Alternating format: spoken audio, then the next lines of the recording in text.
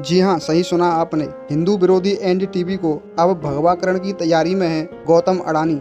आवेश में आकर कैसे स्वयं की ही फजीयत कराई जाती है, यह कोई एनडीटीवी की रॉय दंपति से सीखे।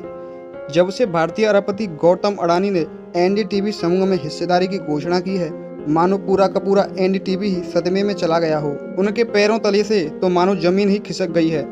एनडीटीवी अडानी के हाथों में जाने से बचाने के लिए सारे हाथ पैर मार रहा है, परंतु लगता है कि इस बार एनडीटीवी का पाला गलत व्यक्ति से पड़ गया है, क्योंकि गौतम अडानी को रोकने का उनका हर दाव उल्टा पड़ रहा है। नए नए अड़ंगा डालने के प्रयास में है एनडीटीवी।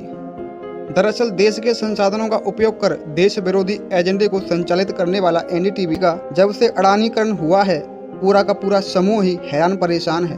वो अडानी के अधिग्रहण को रोकने के लिए हर संभव प्रयास कर रहा है।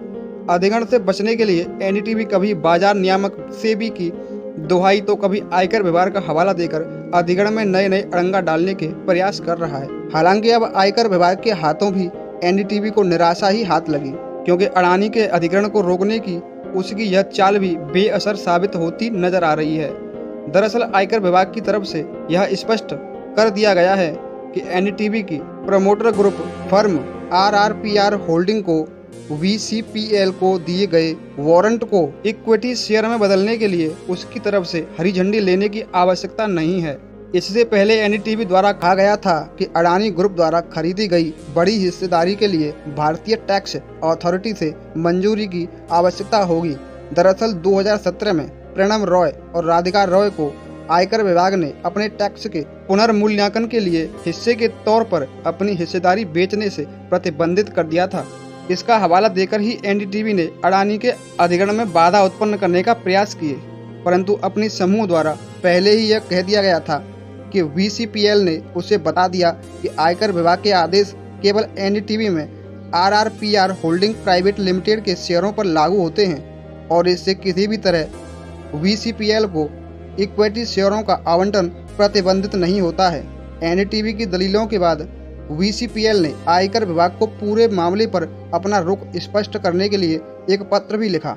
वीसीपीएल के अनुसार आयकर विभाग ने अपने जवाब में कहा है कि वारंट को हिस्सेदारी में बदलने में इस तरह का कोई प्रतिबंध लागू नहीं होता है।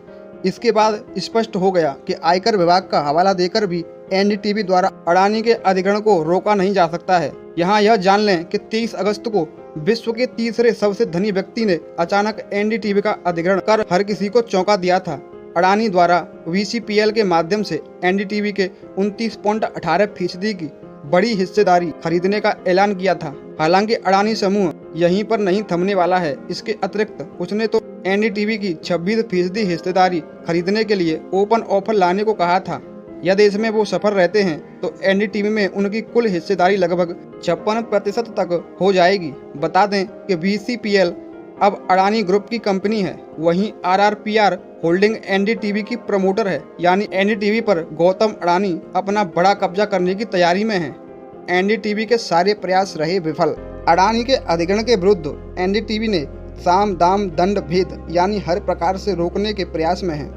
अब अचानक यह खबर आई थी कि अडानी ने एनडीटीवी की बड़ी हिस्सेदारी खरीद ली है, तो पहले ही दिन एनडीटीवी द्वारा कहा गया था कि इसके बारे में उसे ही कोई जानकारी नहीं थी। एनडीटीवी ने दावा किया कि उसके संस्थापकों प्रणव रॉय और राधिका रॉय से इस बारे में कोई बातचीत नहीं हुई और न ही इसको लेकर उनसे सहमति ली गई। बता दें कि एनडीटीवी में रॉय दंपति की हिस्सेदारी 32.26% है। इस डील में अड़ंगा डालने के लिए रॉय दंपति पर सेबी द्वारा लगाए गए 2 वर्षों के प्रतिबंध की दलील दी गई थी, परंतु यह चाल भी उसकी चल नहीं पा रही, तो अब वो आयकर विभाग के माध्यम से इस डील को रोकने के प्रयासों में जुट गया। लेकिन उसका यह दांव भी फेल होता नजर आ रहा है।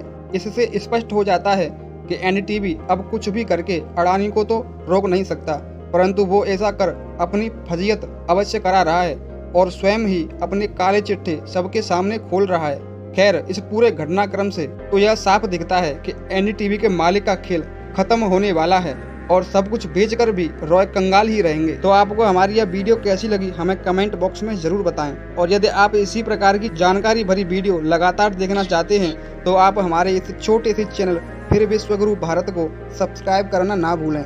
मिलते हैं इसी प्रकार की जानकारी भरी एक और वीडियो में। तब तक के लिए जय हिंद, जय भारत, एक कदम अखंड भारत की ओर।